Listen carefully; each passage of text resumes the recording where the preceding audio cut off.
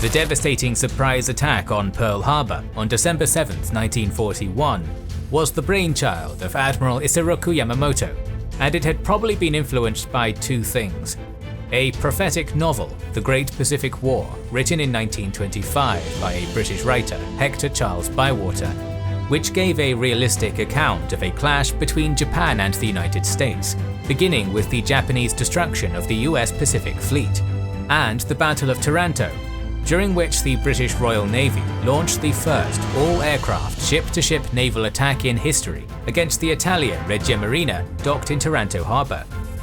Today we're going to talk about this battle that is relatively unknown but changed so much. The sponsor of today's video, World of Warships Legends, wants to help in recreating famous modern naval battles like Taranto in a massively multiplayer online game where you can master the seas in history's greatest warships. Recruit legendary maritime commanders, upgrade your vessels, and stake your claim to naval supremacy with or against players around the world in thrilling and immersive battles. World of Warships Legends is available to download for free from the PlayStation and Microsoft stores, so you can play this game with visually stunning graphics both on the old and new generation of consoles. There are numerous ways to play, as you can select so many ship types, nations, and commanders.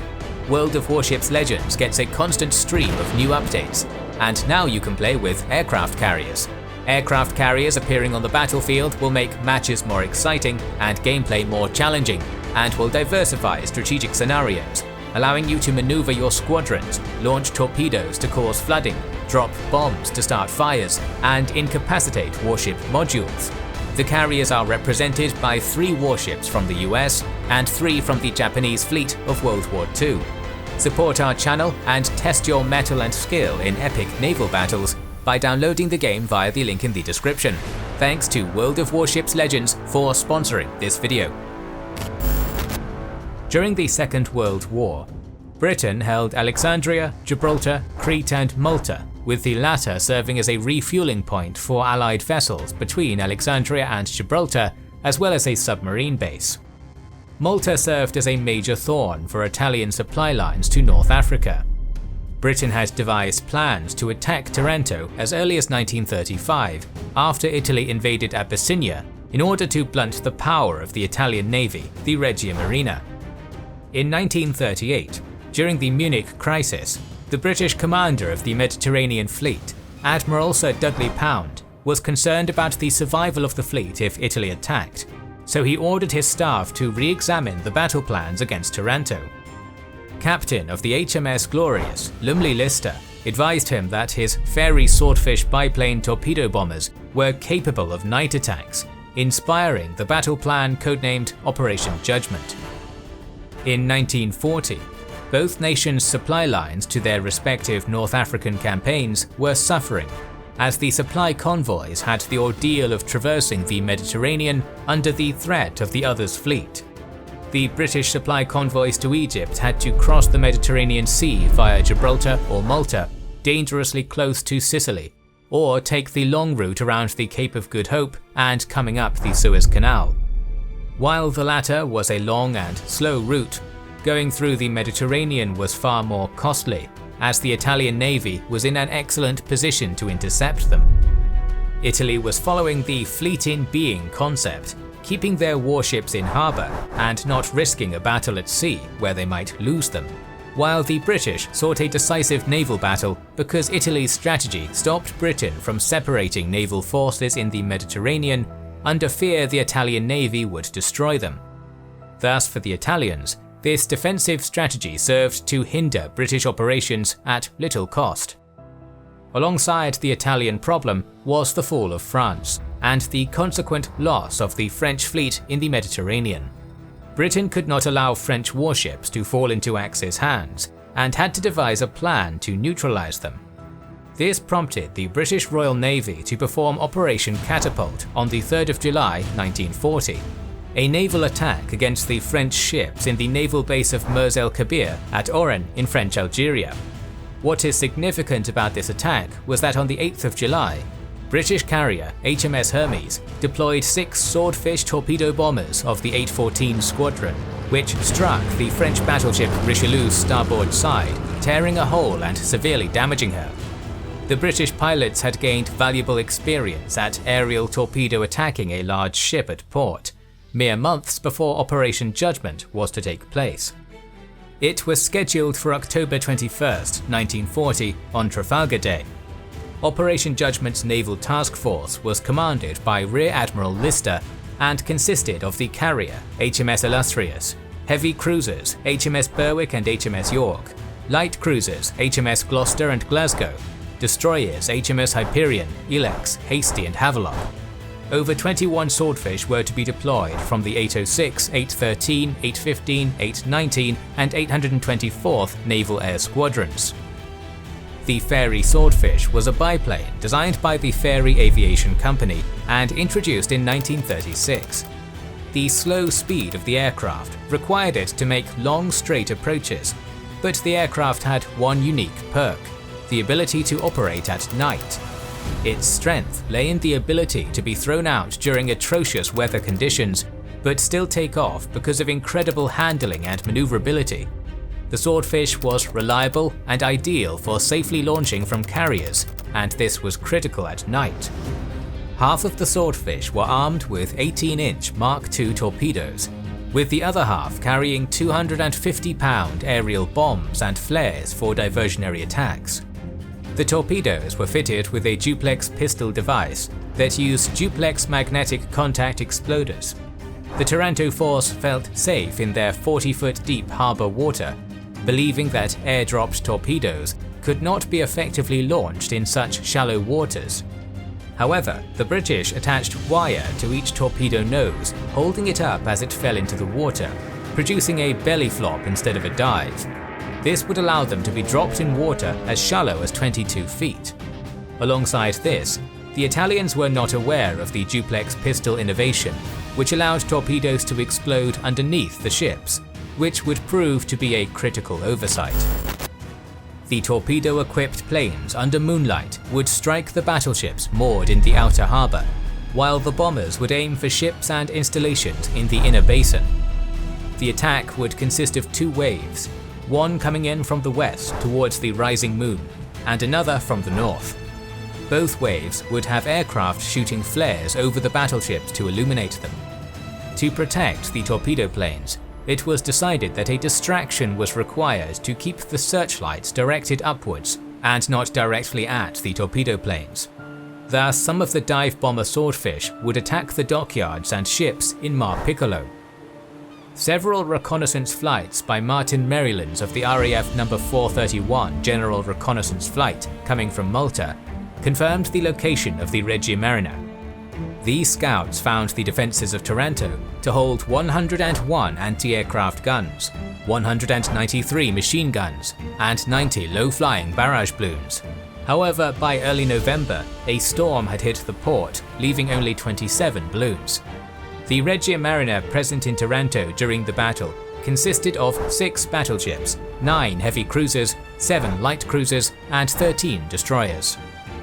The defences of Taranto harbour consisted of anti-torpedo nets, but Italy had two problems: not enough netting and an inadequate design.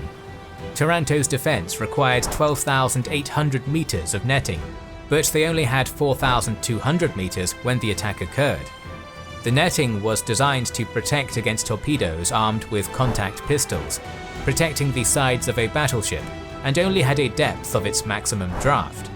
Because of this, torpedoes could pass beneath the ship, providing almost no defence against the duplex pistol-armed torpedoes.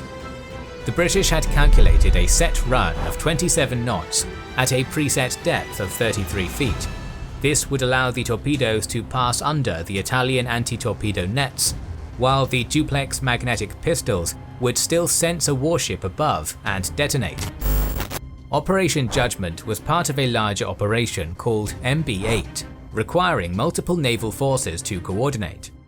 The rationale for the complex movement of so many convoys and task forces was to confuse the Italian reconnaissance planes and not to give away the real intent to attack Taranto.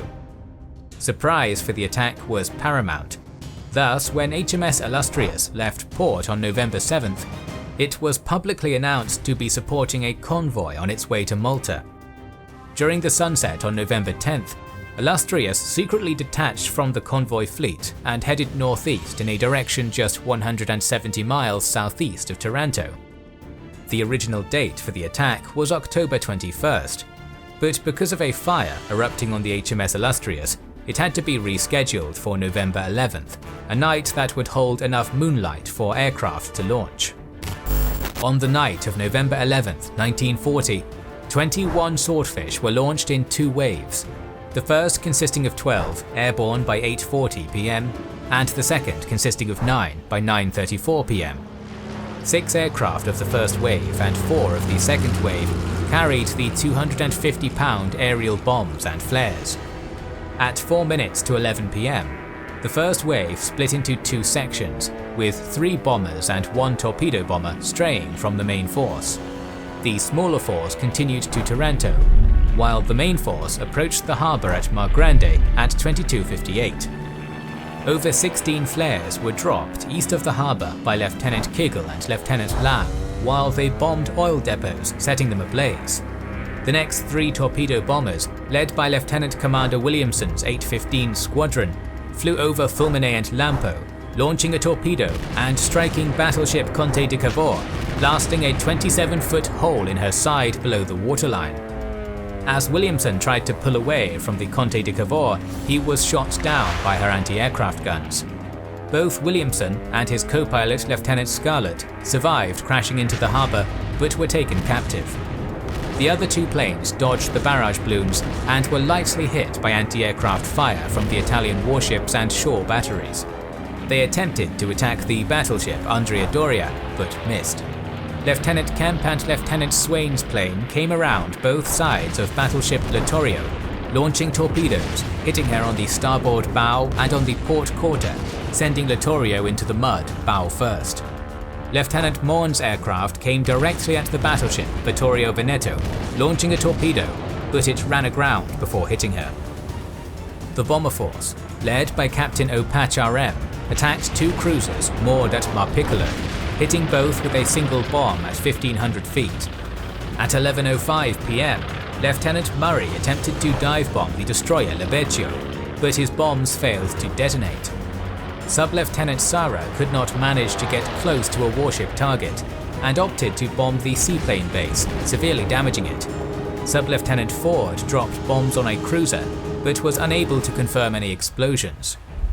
The second wave of 8 aircraft had 1 plane, flown by Lieutenant Clifford, accidentally collide with another aircraft while launching and required last-minute repairs.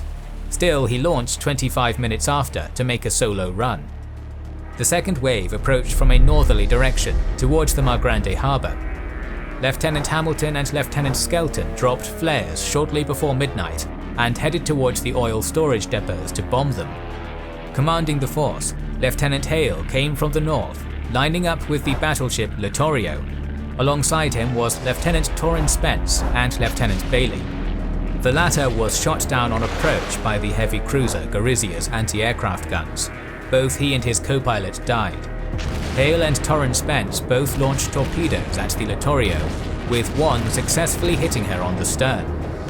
Despite taking heavy anti-aircraft fire, both aircraft managed to pull away. Behind them came Lieutenant Lear, launching a torpedo at Cayo Duilio, hitting her on the starboard side, blowing a hole in her hull and flooding both of her forward magazines. The final aircraft of the second wave, flown by Lieutenant Wellham, coming over the town of Taranto, approached the flagship Vittorio Veneto, launching a torpedo that missed. His aircraft was heavily damaged by anti-aircraft fire, but managed to limp back to the Illustrious. Arriving 15 minutes late and alone on the scene was Lieutenant Clifford. He attempted a dive-bombing attack on the Italian cruiser Trento, facing the complete attention of all the anti-aircraft fire. He dropped his bombs, only to see them cleanly hit Trento without detonation. Miraculously, he was able to fly out of Taranto through the heavy anti-aircraft fire. The British lost 2 planes, with 2 crew members taken prisoner and 2 killed. The Regia Marina suffered significant losses. The battleship Conte de Cavour had a 39 by 26 foot hole in its hull. 27 of her crew were killed, with 100 wounded. She fell to the bottom of the shallow water, with only her superstructure and main armaments remaining above water. She would never see full service again. The battleship Caio Duilio had a 36 by 23 foot hull, but was saved before running aground. The battleship Littorio had been hit by 3 torpedoes, leading to considerable flooding, and the ship's bowels being totally submerged by the next morning. 32 of her crew died, with many wounded. Heavy cruiser Trento was damaged by an unexploded bomb that tore a hole in one of her fuel tanks, taking 2 months to repair. Destroyers Lebeccio and Pesegno, both hit by unexploded bombs, required minor repairs, taking a month each. It took 4 months to repair Littorio, 7 months for Duilio, with Conte de Cavour never seeing completion. 2 Italian aircraft were destroyed on the ground. The seaplane hangars, oil depots and harbour were severely damaged. An estimated 15,000 rounds from shore-fired batteries and warships had landed in the city of Taranto, which lay in shambles. The Italian fleet lost half its capital ships in one night.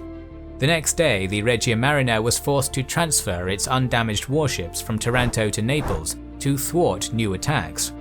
The balance of power swung firmly into British hands in the Mediterranean, who could now operate with much greater liberty, capable of splitting into 2 battle groups rather than sticking as one at all times.